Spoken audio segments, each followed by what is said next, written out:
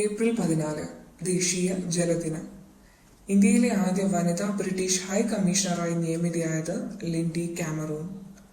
Google cloud partner of the year പുരസ്കാരം നേടിയ മലയാളി സ്റ്റാർട്ടപ്പ് റിയാഫൈ ടെക്നോളജീസ്. 2024 ഏപ്രിൽ അന്തരിച്ച സാമൂഹിക പരിസ്ഥിതി പ്രവർത്തകനും സർവോദയ ചിപ്കോ മുന്നേറ്റങ്ങളുടെ നേതാക്കളിൽ ഒരാളുമായിരുന്ന വ്യക്തി മുരാരിലാൽ. ലക്ഷദ്വീപിൽ ശാഖ ആരംഭിച്ചിരിക്കുന്ന ആദ്യത്തെ സ്വകാര്യ ബാങ്ക് HDFC ബാങ്ക്.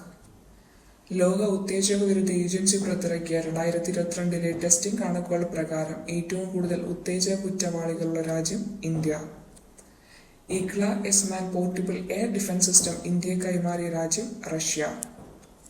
വിപണി മൂല്യത്തിൽ ലോകത്തിലെ മൂന്നാമത്തെ വലിയ വിമാന കമ്പനിയായത് ഇൻഡിഗോ. കാഴ്ച പരിമിതർക്ക് പരിസഹായമില്ലാതെ വോട്ട് രേഖപ്പെടുത്താനുള്ള സംവിധാനം ഡമ്മി ബ്രെയിലി ബാലറ്റ്. 2024 ഇന്ത്യൻ വനിതാ ഹോക്കി ടീമിന്റെ പരിശീലകനായി നിയമിതനായത് ഹരേന്ദ്ര സിംഗ്.